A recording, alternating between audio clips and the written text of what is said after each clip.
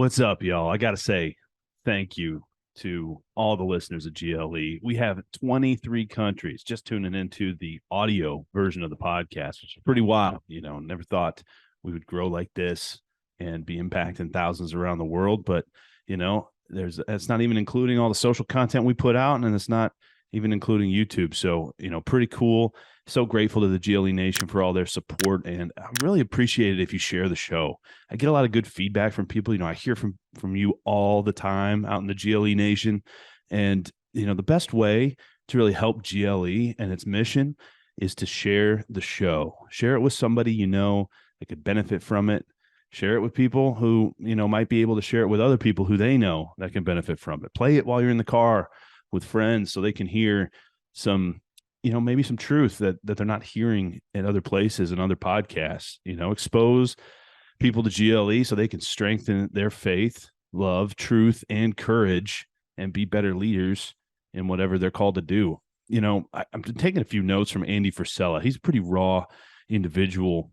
And honestly, when I first was introduced to Andy, it kind of rubbed me the wrong way. And I've really changed my opinion as I've gotten to hear some of his content and hear his heart. And I encourage you, as you encounter people that might rub you the wrong way initially, to really just focus on hearing their heart. Look past some of the things that might maybe make you twitch or, turn you off initially. It's really easy for just little minor, non-really significant things in the grand scheme to turn you off. And so I just encourage you to give people a chance. And one of the things he does really well is he talks through his show formats. And we've had really two formats here on GLE. So I just like to share those with you. One are the interview formats. We'll do interviews from time to time. It's been a while since our last interview, but we're going to get those going again. And real truth are just short videos like this one where I share some knowledge with you and help you be a better leader. So we're going to dive right into one that's really helped my mindset, and that is The Strangest Secret by Earl Nightingale. If you haven't heard it, go listen to it. It's really good. You probably listened to it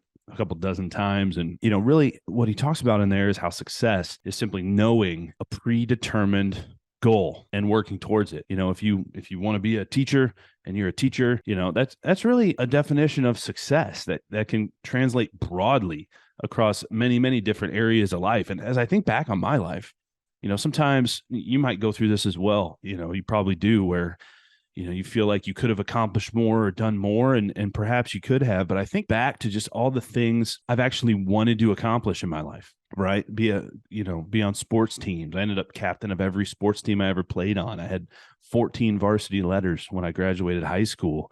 Graduated high school with honors, had a full tuition scholarship to university. That was a goal of mine. I wanted to be an engineer, was a civil engineer, ended up honors in engineering in university, 2-year captain of sports, right? In baseball, got a job offer in the energy space 6 months before I even graduated.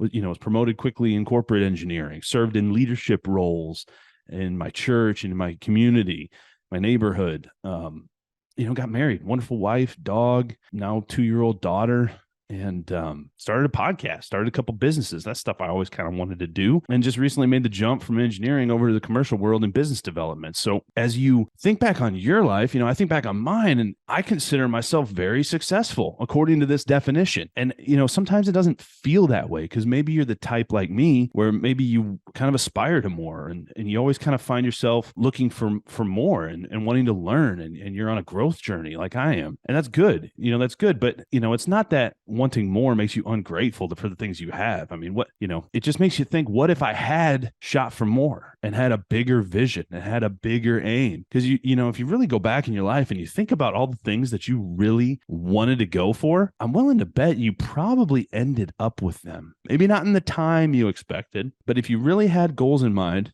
set in your head, owning a house, owning a car, owning whatever, I bet you ended up getting it. And so what if you'd have had a higher goal that you were working towards? You think you'd end up getting it too? There's a couple exercises that Jordan Peterson has a self-authoring course. And I've also heard of like a reverse eulogy exercise where, they're basically courses to help you, or exercises to help you better understand your weaknesses and strengths and better understand what a good goal for you might be, and kind of author your next chapter in your life. Getting really clear on your vision and where you want to go is just so huge for leaders, for anybody really. And so one of the hard truths of this success principle is, that journey is going to take longer than you expect it to. You think about Joseph in the Bible, right? He had a vision, even a lofty one, that his brothers were all going to bow down to him someday. It was a dream that he was given, that they would end up bowing down. And then they sold him into slavery.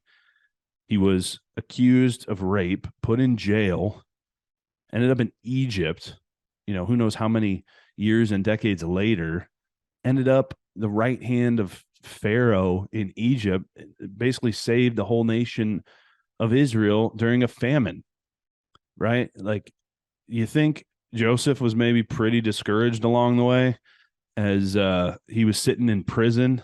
Did you think he thought he was a success, right? And, you got to realize that journey is going to take longer. It's not King David in the Bible. He killed Goliath as a young boy, and everyone loved him. Yet for the next, 10 years or so, maybe more, he was chased by King Saul. Saul tried to kill him, right? Because he was envious of him, right? The king that should have been thankful and praising him for getting him out of that bind with Goliath. David went through all that before he was even made king, right? And you just got to, Gary Vee talks about patience. I don't like that word really, but it's almost a realization that you are already a success before it shows up, because you are preparing yourself and God is preparing you to be ready to receive that which you desire. And so, he may not choose to give it to you. He might have other plans for you.